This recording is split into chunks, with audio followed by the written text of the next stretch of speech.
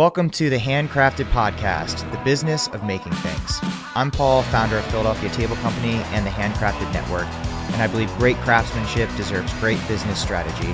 This podcast is for makers who want to build not just great products, but a thriving business. Each episode will dive into the mindset, systems, and skills that turn craft into success.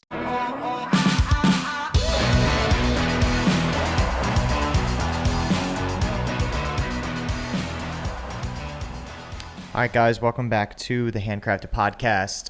Hope everyone's doing great. As I always say, just quick reminder, this podcast is brought to you by the Handcrafted Network. Handcrafted Network is an online classroom and community for professional and semi-professional woodworkers.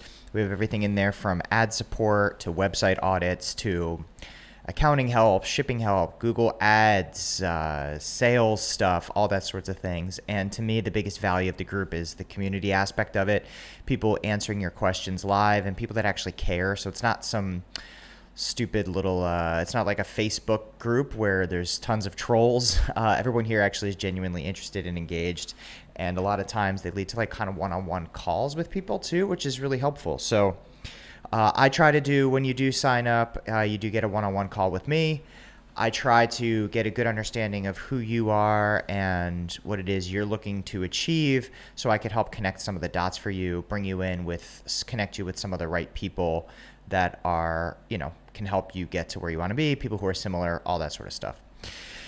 All right, so with that said, today's podcast, I wanted to talk a little bit about personal style. So I went to ICFF. I'm not sure if many of you guys know what ICFF is, but for those of you guys who don't know, it's sort of like it's like an industry trade show for designers, interior designers mainly, and like furniture designers and that sort of stuff. So in there's like independent furniture designers, there's larger furniture companies, there's like, I don't know, tile companies and mirrors and artwork and rugs and that sort of stuff. So it's just a pretty cool place, and it's in New York City, which to me is like one of the hubs of sort of design in the world probably, which is really cool to be a part of that. So going to that feels great because you feel like you're part of something bigger.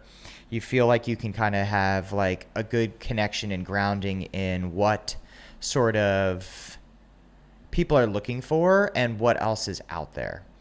However, with that said, to me, the flip side is I went with the intention, and I've gone last year too, and I went with the intention of trying to figure out, hey, is this something that makes sense for my company to go to, something to showcase in? They did delay it for anybody who is interested. Usually it's in the spring this time of year, but they're moving it to the fall. And so my designer at my shop really wanted to showcase and all that stuff. So I was like, hey, let's go again. Let's go this year and kind of dive in and see if it's really worth it. So for me, I'm on the fence about it. There are a few community members who did go, so I'm going to get their feedback on it. But in a world of like everything digital consuming, it feels a little less relevant. I mean, I think it's helpful to meet people in person. I always think it's helpful.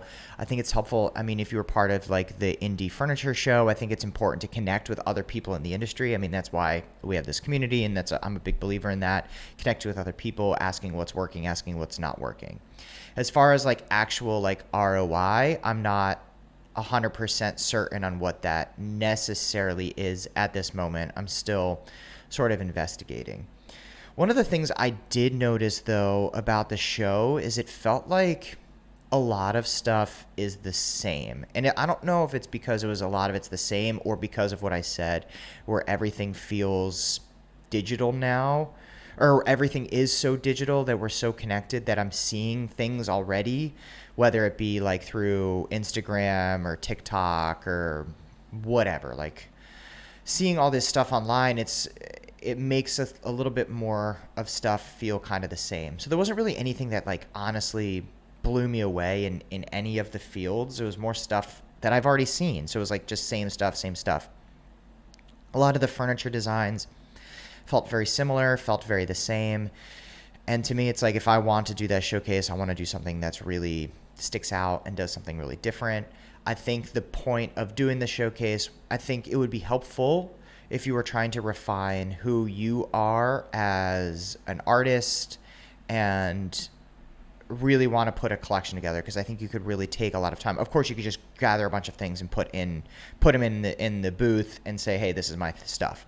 But what I think would probably be the better approach would basically be like use it as a way to curate and design and come up with your personal brand and your personal focus, and so people can sort of recognize what it is that you do and how you're uniquely different. And so I've been thinking about this all week. I went on Tuesday, and so I've been thinking about this all week where it's like, and I'm still with my company, Philadelphia Table Company. We are a custom furniture company mainly, primarily. That's kind of what we have always done from the beginning. That's where we had the bulk of our business and continue to have sort of the bulk of our business. But as we start to build out like a furniture line or pieces that we do like and offer, I find myself coming back to like, what is the personal style? What does that mean to have personal style? And what sort of like is the defining thing for us, for my brand? And it's challenging. It's really tough because I come from a bunch of different influences. I love just kind of like American Shaker furniture. I also love ultra modern stuff. So I'm trying to like pull all of that together and focus into like what my specific brand is. And it comes back to the conversation that we had talked about before, which was defining your why and why you, or like why not you, right? So the why you, a really strong why you is about your brand, is about what it is that you are representing, what you have as like your aesthetic, and what you have as like your creative, like sort of, I don't know, tone and voice. So with that said, how do you find that? That's kind of, I think, the hardest part. So since we were since we are a custom furniture company, and I know a lot of you guys do custom stuff as well, you guys maybe do built-ins and all these different things. What I've kind of thought, and I as you guys know, I was in the music business, I was in a touring band for a while, signed to a major label, all that sort of stuff. And creativity there, they sort of like force the creativity in a way and like kind of help you rethink things in a way that you otherwise would. So relating it to music, it's like the Beatles and the Stones, both like some great rock bands, and a lot of other people have started as sort of cover bands, right? They start doing pieces that are, it's like their imitation of a Chuck Berry song or their imitation of a whatever song, right? And so to me, that's sort of what I've started to develop, and my company has started to develop, and my makers have started to develop, and my designer is sort of riffing on these ideas that are already out there. And I don't even remember who this was. Maybe it was Picasso or something, where it's like, great art, good artists borrow, great artists steal. So it's like taking ideas from all these different places and sort of mashing them together into like being like, what is your own thing? So what I'm working on now is like I'm going back and like looking through a through line to say, because if the Beatles cover Chuck Berry, it obviously sound like a Beatles version of Chuck Berry, right? So if you're doing your own sort of like custom furniture stuff, I sort of encourage you to try to change things a little bit so that it does feel a little bit more like your style. What are the things that you would change, and whether it be furniture or ceramics or whatever it is you're doing, but it's always going to inherently have a little bit of like your own personal flavor to it. So what I'm doing is like trying to figure out what the through line is that's been connecting a lot of the pieces over the years. I mean, we've been in business for 11 years now, is like, what are the pieces that I come back to when I do have a creative liberty? Where do we tend to go? What feels good and what feels natural? But you also want to avoid, and I just read this, I think it's Brian Boggs, he has a Substack.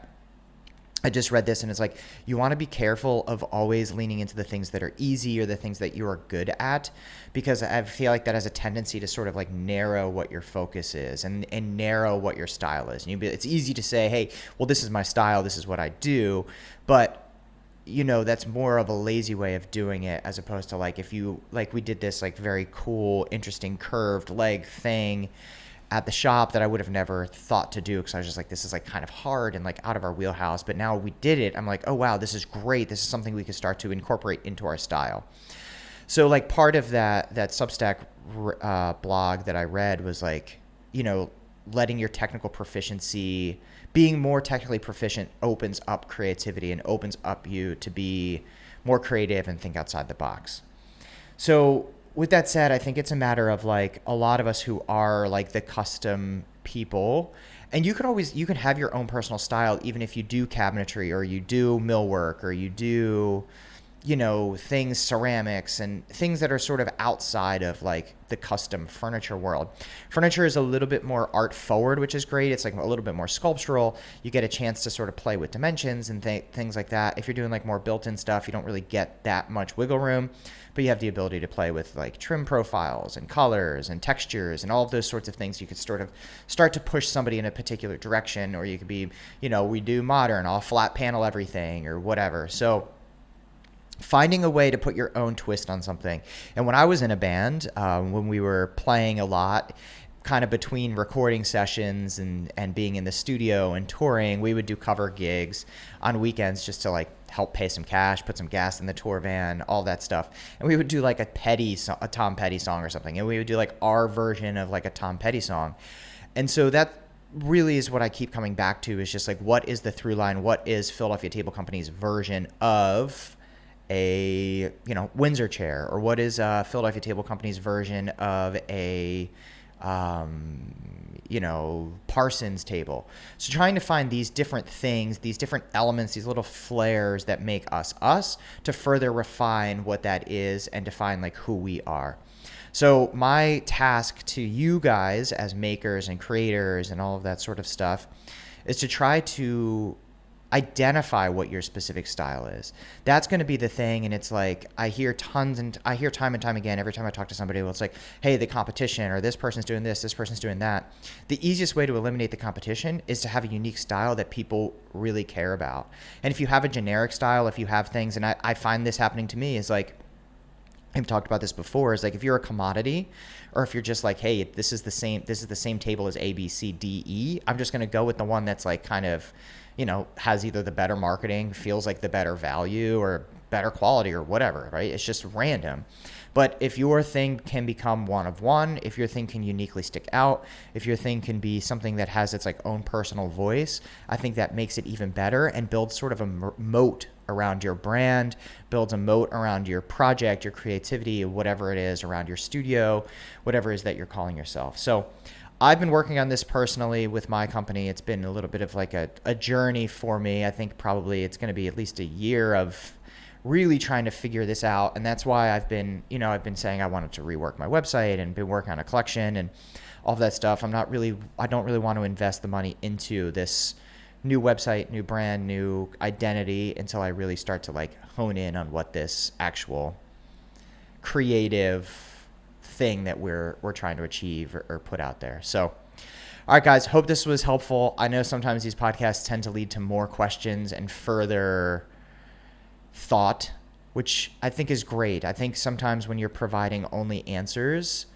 there is no room for growth. There's no room for learning and exploring better ideas. So one of the goals of this podcast is to make you question things, is to make you think about things a little bit differently, make you think a little bit outside the box, and hopefully you could come up with some amazing discovery. And if you do come to one of those discoveries, I would love for you to share it with me, share it with others. I think it would be super rad.